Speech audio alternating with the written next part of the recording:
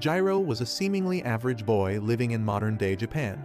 But one day he realized that he could talk to animals, and the world was never the same again. He used to get into fights with the other boys who used to bully him in primary school, claiming that he is some sort of a freak, but Jirou was not one to back down, and would end up fighting them every other day. One day he came back from another fight at the school and sat beside his family dog Machai, who asks him kindly whether he ended up fighting again.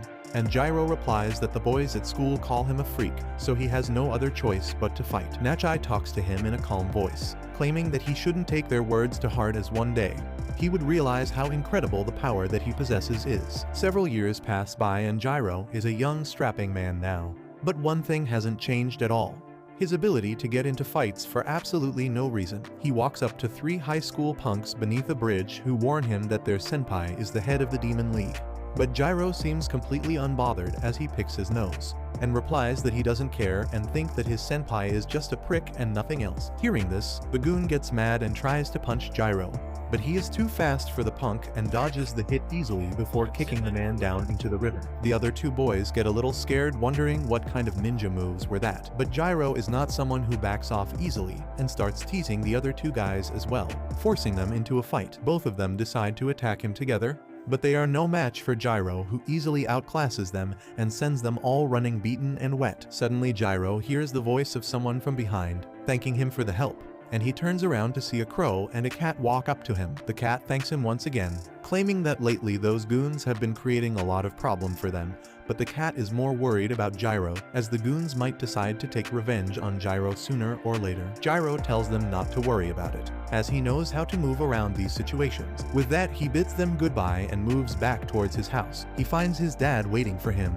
and immediately figures out that Jirou got into a fight once again. He starts shouting at him, claiming that he didn't teach him the art of being a ninja just so that he could act like a worthless punk and beat people up. Jirou gets mad and snaps back, claiming that no one cares about ninjas anymore and they are just a waste of time. This makes his dad mad, and he shoots some, throwing spikes at him in anger, which Jirou quickly dodges. His father takes out a katana and tells him that this is a family heirloom which has been passed down their bloodline from the Edo period, when their family received it from the shogun himself for bravery on the battlefield. He tells Jirou to act like an adult, as he is the one who would carry forward their family line. But Jirou smirks at his dad, claiming that the sword must be a harmless fake and nothing else. This pisses his dad off, and he unsheathes the blade, ready to show his son how real the sword is, while Jirou runs around and begs for forgiveness. After all was said and done, the dad forces Jirou to clean everything up and tells him that he is going to the town association meeting and won't be back till late at night,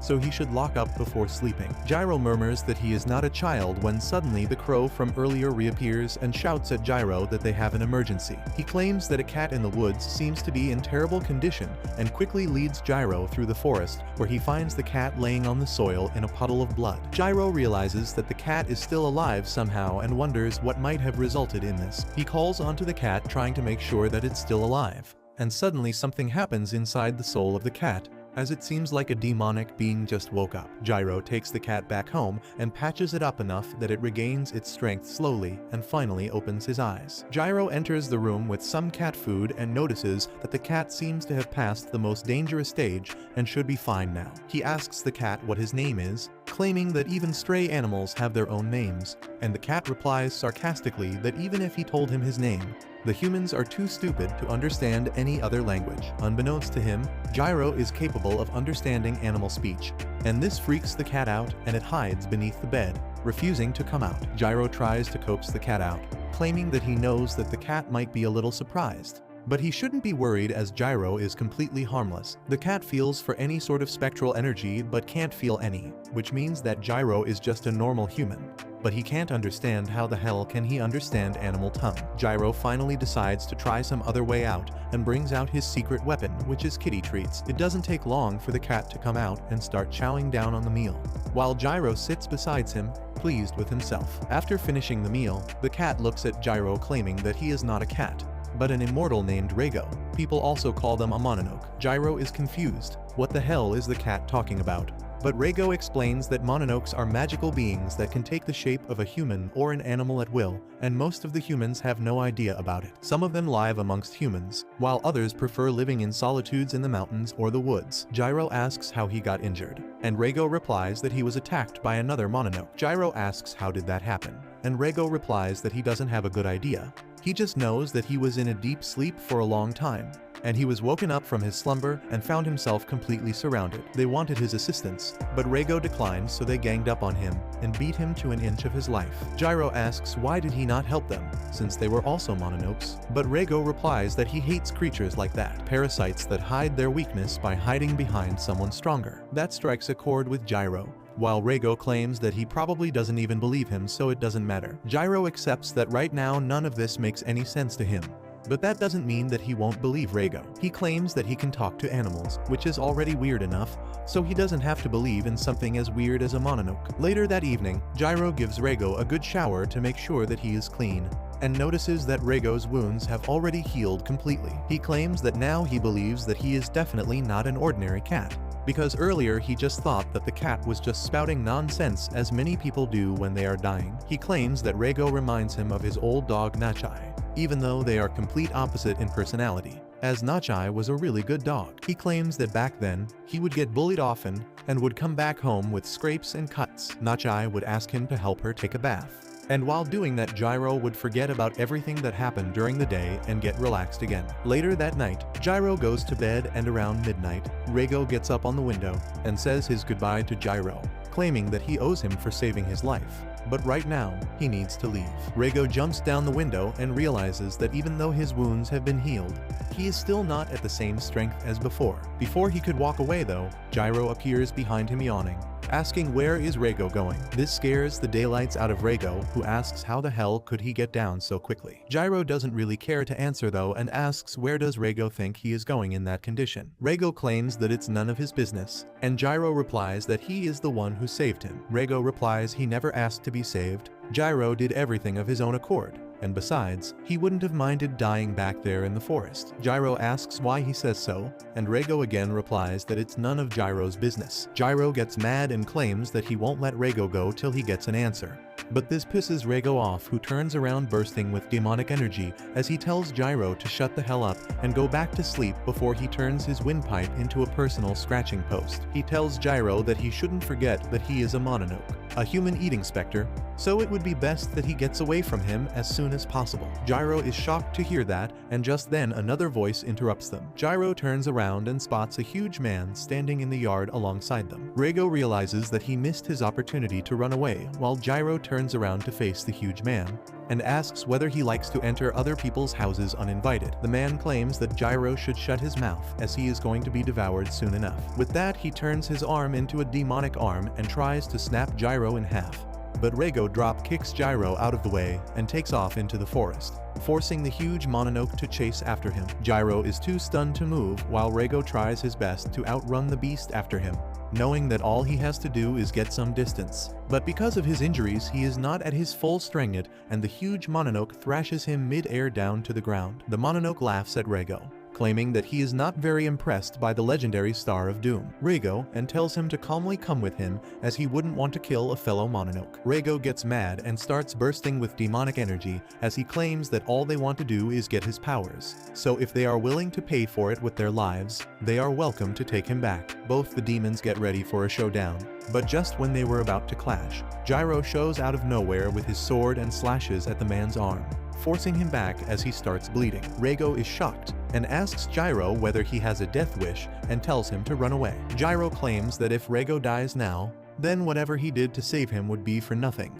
and he won't let that happen. Reigo angrily tells him to get away, as this is not a street scuffle between boys, but it's too late now. The giant demon gets mad and transforms into a weird Bigfoot-looking monster. The huge monster is amazed that Jirou doesn't seem to be fazed by his huge size or the fact that he is a human-eating demon, so he attacks Jirou outright to see what he can do. Reigo thinks that Jirou is done for, but to his surprise, Jirou manages to escape and appears behind him with a sword. What Jirou didn't expect was the monster to be so fast, as he appeared behind Jirou mid-air and stabbed him with his finger, making a shish kebab out of him. Jirou starts spouting blood, but still he tries to swing his sword, but the monster is too quick and dodges it again. Jirou falls to the ground in a pool of his own blood, and the life starts to drain out of his eyes. Reigo walks up to him completely stunned, thinking about how weird of a human Jirou was. He saved a mononoke for no reason, and was willing to give his life away to save a beast who would eat him the moment he gets a chance. The Bigfoot monster laughs at Jirou and tells Reigo that he must haven't eaten food for a while and must be hungry,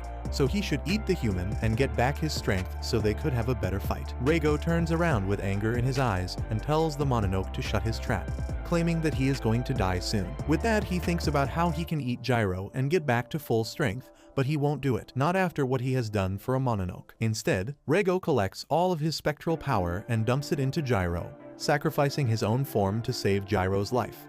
The monster is horrified as he screams at Reigo, asking how could he give away his powers to a human. But Reigo tells him to shut up and Jirou stands up once again. He has no idea what the hell is happening. But Reigo tells him to focus on the fight right now. He dodges the monster's continuous attacks while Reigo tells him to get ready to attack. Jirou claims that there is no way he could do anything to that monster. But Reigo tells him not to worry and just punch the mononoke at the right moment. Jirou believes in him and matches the timing perfectly. With Reigo's powers, he completely obliterates the monster, tearing him in 2 pieces and killing him. Before he could understand what has happened to him though, a woman pulls a knife on him and tells him not to move. Suddenly, a guy appears smoking a cig and tells him not to worry as they are not mononokes, but just your average civil servants from the Department of Espionage. He claims that they are taking Jirou into custody, but Jirou tries to talk back and immediately gets hit on the back of the head by the woman, knocking him out cold. The soldiers that are dressed up like stormtroopers start bickering amongst themselves about who will handle Jirou's unconscious body as they are scared of him.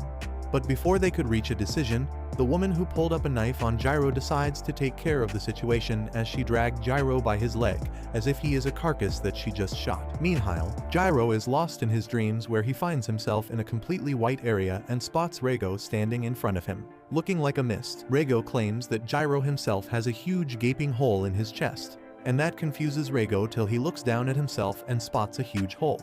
But before he could get worried about it, he ends up opening his eyes and finds himself in a hospital bed. With a headache, he sits up on the bed and checks his chest to make sure that there is no hole there, when a voice startles him. The girl who carried him back sits beside him, on her phone scrolling through reels as she tells Jirou that he has been asleep for more than a day and a half and introduces herself as Ikai. Before Jirou could ask any more questions, she straight up calls her superior and informs him Jirou has woken up and seems aware enough to have a conversation. Just then she gets distracted when a back mist escapes from Jirou and takes shape of a cat on top of his head. Jirou is annoyed at Reigo for sitting on his head, and the two start bickering all over again, while the girl tries to calm both of them down, claiming that this is a hospital. A little while later, the senior enters the hospital room and finally manages to calm both of them down, before telling Jirou that he is one tough boy, as any normal man wouldn't have been able to survive what he has gone through. With that, he turns towards Reigo, who looks like a dark spirit,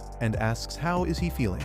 But Reigo is much more skeptical about these people, and tells the man to mind his own business if he cares for his own life. The man realizes that Reigo is much more careful than he anticipated and doesn't trust him. But at the same time, he doesn't seem to mean any true harm either. To gain their trust, the man decides to do a round of formal introductions and introduces himself as Shiba from the Bureau of Espionage. Jirou butts in, claiming that he knows who he is working for, as he said that already before. What Jirou wants to know right now is why they were taken in by them. Shiba is surprised that Jirou remembers all that even after being bonked on the head. He turns towards him and asks whether he knows anything about a group called Oniwaban. Jirou raises an eyebrow as he has heard his dad talk about them, and replies that he knows that they existed during the Edo shogunate and were undercover agents selected by the shogun himself. Shiba is honestly surprised that Jirou knows all that, and replies that their job didn't end with the Edo period. In fact, they were carried forward through time, even to this modern day where they are known as the Bureau of Espionage. He claims that finding intelligence and counterintelligence in their own country and outside the country is their bread and butter, and moreover, their job is also to find and destroy the mononoke. He continues that mononokes rarely create any big incidents, and big incidents are generally caused by humans themselves, so most of the time their job revolves around guarding VIPs and investigating dangerous organizations. Shiba claims that his particular department focuses on the mononokes, which means that usually he doesn't have to do much. but recently their facility was attacked by a gang of mononokes, while the very Reigo that was inside Jirou's body now was in the facility, sealed up. Jirou realizes that this is what Reigo meant when he claimed that he was in a deep slumber and was woken up abruptly. With that, Shiba claims that it's his turn now to ask the questions and asks how exactly did Jirou end up with Reigo inside of him. Jirou tells them the entire story, and the girl Ikai is beyond shocked. She asks how stupid can Jirou be for putting his nose in a business that doesn't concern him, and then even trying to save a mononoke no less. Jirou snaps back, telling her to shut her mouth, as she wasn't there and doesn't know the situation. Shiba breaks their fight, and tells Jirou that he might know this already, but Reigo's fusion with him might be permanent and there might be no way to revert them to their normal state. But at the same time, they must try to see what they can do and gain more information. Moreover, they know that the gang of mononokes want Reigo, but they don't know why exactly. So the Bureau will be taking Jirou under their protection for the time being. Jirou doesn't like the sound of that,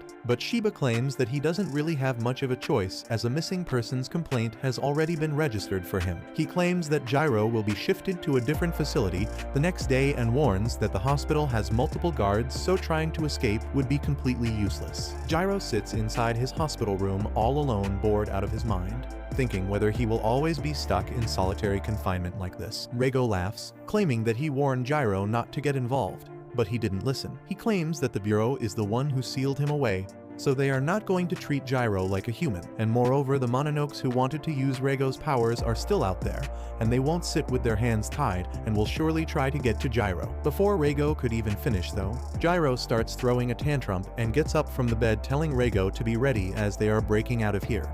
He claims that he is not going to sit and let someone else dictate what he can and can't do. Reigo claims that there are guards waiting outside the room, and he is not going to help Jirou get out of another mess that he creates. Jirou claims that he will manage everything by himself and looks at the crows sitting outside the window. Outside the room, two special agents are posted to keep an eye on everything, when suddenly they overhear a bunch of ruckus coming from inside. So they open the door only to get attacked by a bunch of crows at Jirou's command. Jirou runs out past them and escapes out of the hospital to his freedom. By the time sun was setting, he was on a bridge a little distance away from the hospital, thanking the crows for their help and hands over a plastic bag of snacks in return for their help. With that, Jirou returns back to his home to find his dad, but his dad ends up finding him instead right outside his home. Jirou tries to come up with an excuse, but his dad doesn't respond and tells him to follow. Jirou walks behind his dad, who leads him to an empty ground, and when Jirou asks why the hell did he bring him here, he receives a punch to his face, which sends him flying to the ground. Jirou apologizes for being missing for 2 days,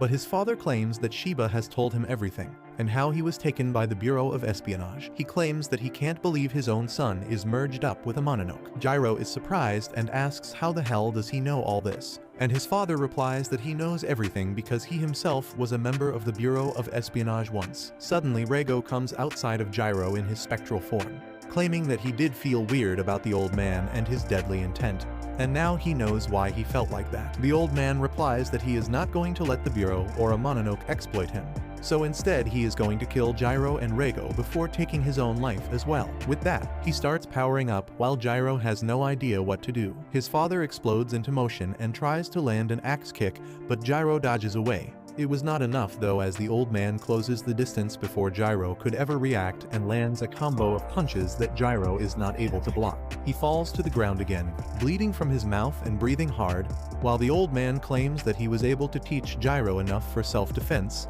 and still had to train him into becoming a full-fledged warrior. But that dream will stay a dream. With that, he explodes into motion and jumps to finish Jirou off. But Reigo intervenes and uses his spectral claw to block the attack and push the old man back. He tells Jirou that the old man really intends to kill him, so he should start taking it seriously. Jirou gets pissed though and tells Reigo not to come out till he tells him to. He thinks about the time when he was young and would climb a tree to save a kitten, but didn't know how to get down. His father was always there to catch him in case things went awry. He got scolded about it, but his father was always there. The old man looks at him menacingly, claiming that for years he fought against his fellow men and the Mononoke in the Shadow Realm, a realm which is hell itself, and he did all he could to make sure that Jirou was kept away from that. But now he has spilled water all over his plan by meddling into things that he shouldn't have. Jirou smiles, claiming that he has no regret and promises to get out of this situation on his own. The old man gets pissed and rushes at him to land a punch, but instead of dodging, he headbutts the punch to try and slow down the momentum.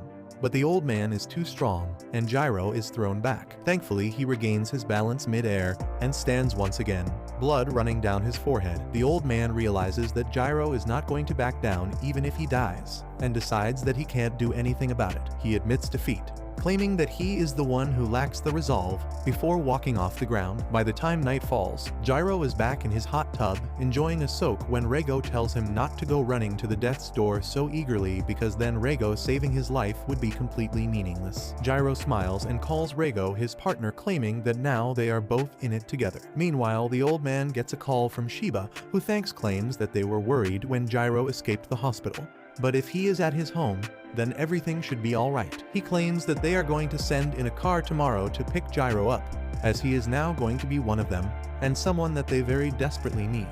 The next morning, he wakes up early to pack everything up, while Reigo questions whether he thinks this is a good idea. Jirou, on the other hand, doesn't seem like a person who cares too much about thinking things through, but Reigo warns him that he has no idea what these people are, and now that he has Reigo's powers as well, he is one of a kind, and they have no idea what these people might or might not do to him. Jirou smirks, asking whether Reigo is developing a soft spot for him, but Reigo immediately tells him to shut his mouth. By the time he packs everything up and goes down to meet his dad, Ichai arrives looking all annoyed, claiming that she is here as his guard and chaperone, to make sure that he doesn't do anything idiotic like running away. She shows him that the company truck is waiting outside and that he will ride in the back with her. Jirou gets annoyed by how she looks at him as if he was an insect, and turns around to say goodbye to his old man before leaving with Ichai. His dad tells him not to die, and Jirou tells him that it's not that easy to kill him before leaving his house to start his new journey. As soon as they get inside the truck and it starts moving, Ichai puts on a pair of handcuffs on Jirou, surprising him as he asks why the hell is he being treated like a prisoner. Ichai wonders out loud, why the hell did she get the job of escorting this idiot, and claims that he feels like a prisoner because he basically is a prisoner. Jirou is confused and asks what the hell is she talking about. Ichai replies that the Bureau is an agency made to fight against the mononoke, and right now, he is half human and half mononoke, so technically he is nothing but a prisoner mononoke for them. She claims that she has no idea what the higher-ups see in him for allocating so many resources on him, but she takes her work very seriously and will do everything as it needs to be done. Jirou looks at her and claims that he is being nice to her just because she is a girl, and if she was a guy, he would have dealt with her by now. This enraged her as she punches the truck wall right beside his face, causing a dent and scaring the crap out of him. She tells him that there are two things that she hates the most. Number one is mononokes, and number two is sexist pricks like Jirou. She tells him that to her he doesn't even exist, so it would be better for him to shut his dumb ass up so she could do her work in peace. Just then Reigo appears beside Jirou, telling the girl to shut her trap, as he was trying to nap, but clearly the two of them are not going to let him have any sleep. He looks at the girl, claiming that the Bureau must be really short-handed if they sent just one girl to guard them. Ichai looks at him with disgust and tells him that she doesn't talk to dirty mononokes, but Reigo continues, claiming that she has other issues to deal with right now. Meanwhile, the two drivers that were driving the truck start getting into an area which seems to be covered with thick fog. One of them wonders why there's so much mist here, but the driver claims that they are heading towards a mountain, and the mist must be coming from there. Suddenly, the driver spots someone standing in the fog in the middle of the road. He turns around to tell the other guy beside him, but the moment he turns his head, he sees that a man with some weird glasses has taken off the head from the body of his friend. Inside the back of the truck, they suddenly hear a scream and a loud jolt that completely sends them sprawling as the lights start flickering. Ichai realizes that something has gone horribly wrong. She gets up and tells Jirou to stay inside the truck while she goes out to investigate, and Jirou tries to protest, but she shuts the door and climbs out. She looks around and realizes that they have entered Spectral Mist Zone. She was starting to wonder how the hell could she make such a big mistake when suddenly she hears a voice coming from behind and spots the man with the weird glasses sitting on top of a giant man-looking creature devouring the two drivers. He claims that he was pretty excited for this mission, hoping to get some good action against the Bureau, but all he got was two useless drivers and a guard that to a female. Ichai gets annoyed, mumbling that all men are misogynistic and sexist pricks before tapping on her watch and transforming into her battle uniform. which doesn't look much different to be honest from her normal look. The glasses boy finally gets excited and tells the giant idiot to stop chewing like a moron as they have to fight again. Suddenly the mist covers them once again and they turn into their mononoke form. Ichai immediately takes out her gun and starts shooting as if she is in an American high school.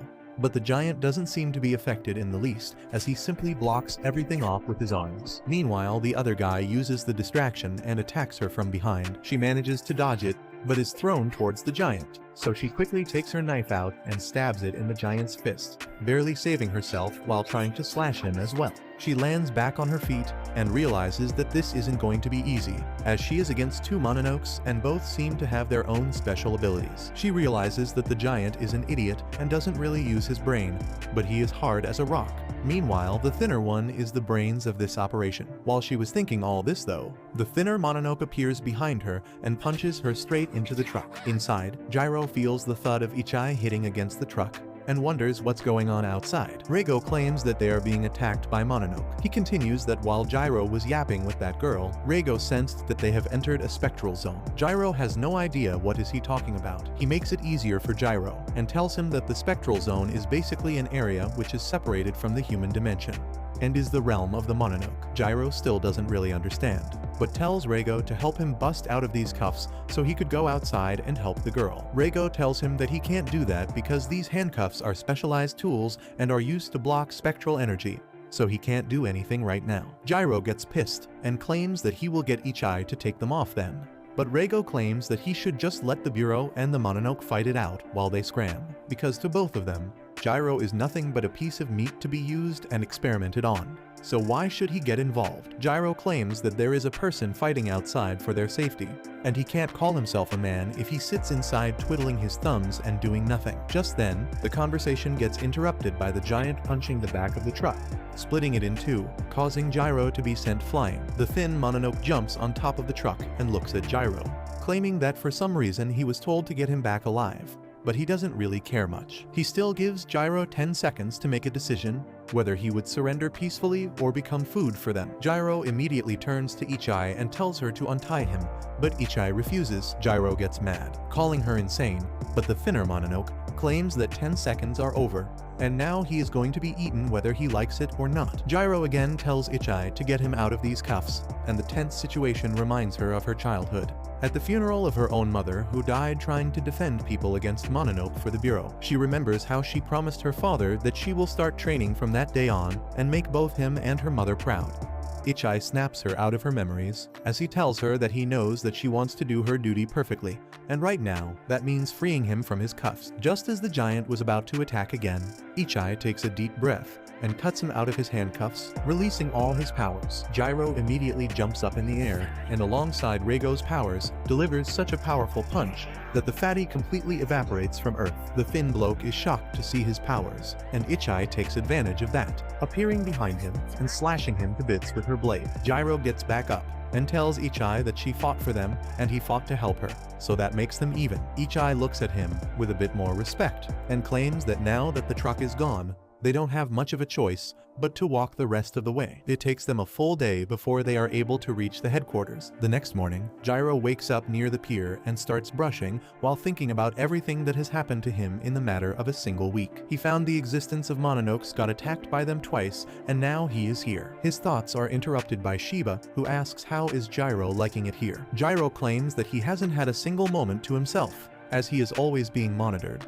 But Shiba claims that it was for the safety of himself and the organization. He claims that this is the headquarters for the second squad, in which he will also start working as an agent, and their group is going to be called Black Torch. Jirou isn't much interested in all this, and Shiba wonders how to get him to work with them as a team. Suddenly, a car pulls up and a young woman walks out of it, bidding them good morning. Shiba introduces her as the assistant chief named Hana, and alongside that another desperate young man roughly Jirou's age also comes out of the car, simping for Hana and talking about how amazing she is. Shiba claims that the dispo is named Rei.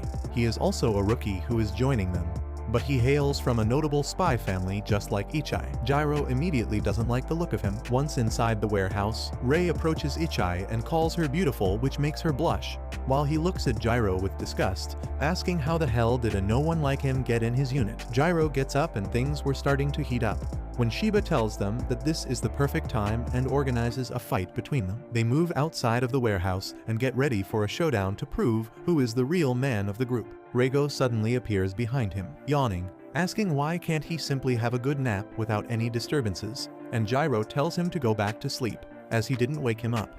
But Reigo claims that he could sense the eyes of this spectacled nerd on him staring him down, and he couldn't ignore it. Jirou tells Reigo that the nerd wants to fight him, and that's why they are here. But Reigo couldn't care less.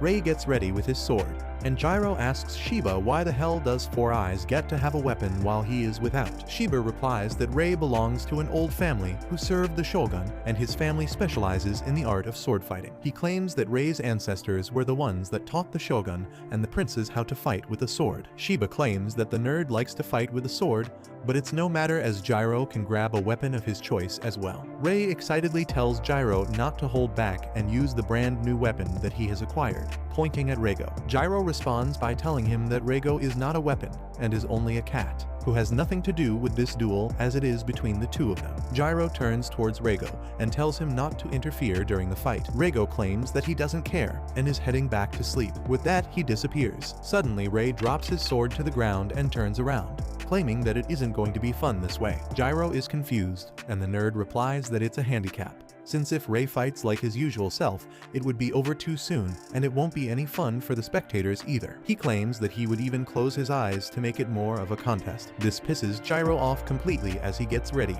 claiming that he would beat his punchable face in. While the onlookers watch, Jirou runs at Rei and jumps in the air ready to punch him on the back of his head, while Rei faces the sea with his eyes closed. Ichai wonders whether he is doing this so that Rei can't figure out his footsteps, but Shiba thinks that Jirou is too hot-headed to think it through this well, and Rei has more of a sixth sense, a 360-degree awareness which makes him a wall of blades. Right on cue, Rei turns around, grabs his sword at the speed of lightning, and strikes Jirou right in his face, knocking him down to the ground. Hena feels bad for Jirou, while Rei starts blabbering about how they should end the fight right here, as if they continue, Jirou just might die as he won't be able to handle blows like this. Shiba, however, tells him to shut up and look behind him. Rei turns around only to see that Jirou is back on his feet, wiping the dust off of him, claiming that it was just a scratch and nothing else. Rei has to agree that Jirou has quite a bit of resilience. Jirou claims that his grandpa has been beating the crap out of him ever since he was little,